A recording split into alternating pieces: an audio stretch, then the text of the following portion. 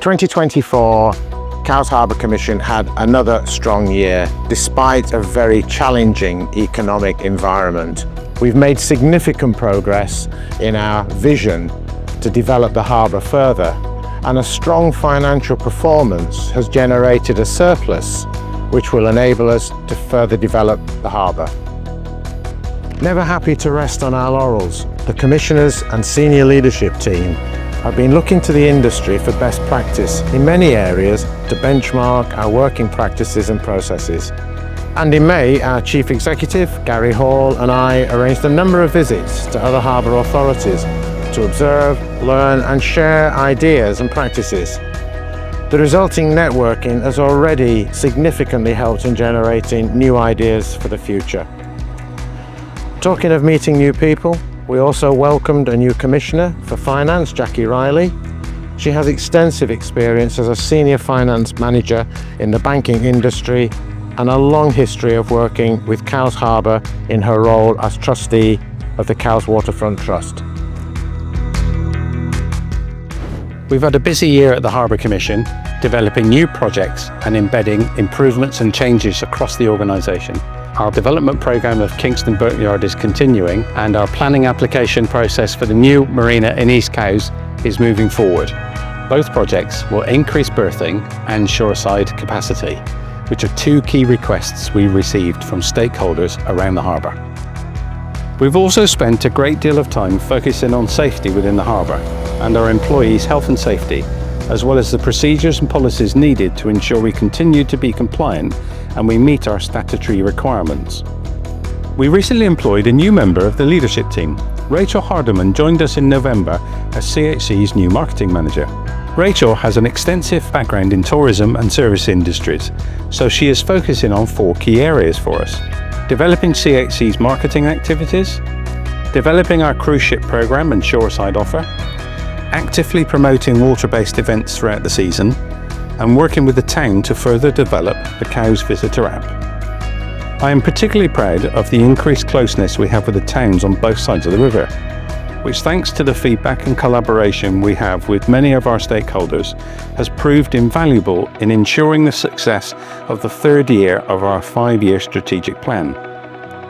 We made a surplus of £174,000 in the year, but more importantly, we invested over £300,000 in the areas you asked most about, namely pontoon maintenance, dredging and harbour upgrades.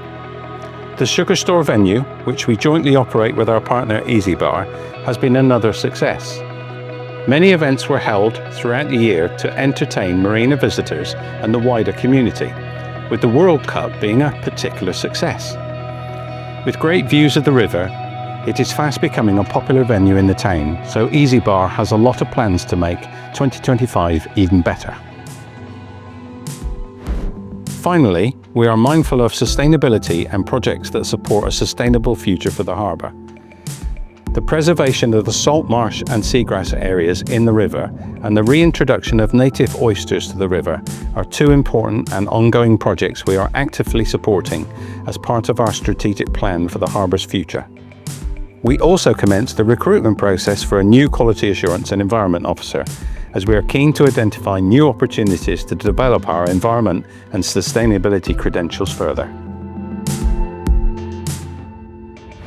We're a very busy harbour in Cowes and welcomed around 3 million visitors to the island through Cowes Harbour in 2024. We also had 63 large commercial vessels bringing cargoes to and from the island. Visitor numbers and leisure traffic were down slightly in 24, but we had a slight increase in pilotage requirements. Visitor income from events such as Cowes Week, Classics Week, Round the Islands and the powerboat events contribute significantly to the local economy.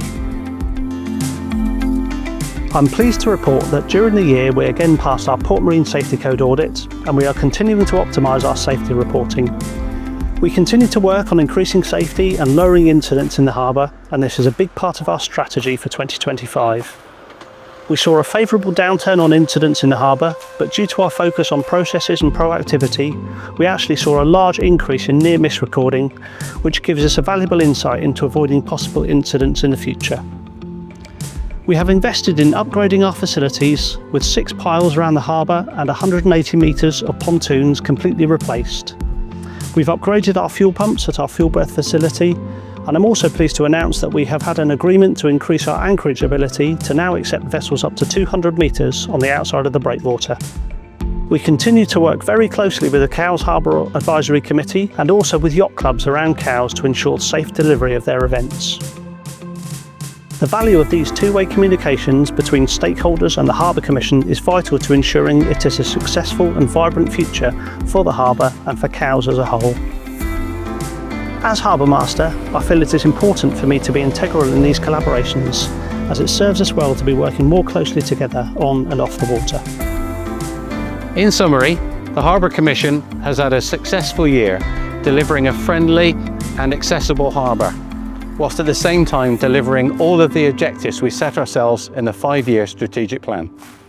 Delivery of a safe harbour is always paramount in our minds, and the services we generate help us not only to deliver on that safety, but also the programme of growth and development that we have for the harbour. With a new marina planned for East Cowes and many other projects in the pipeline, I'm looking forward to another year delivering our vision of a thriving port that is fit for the future.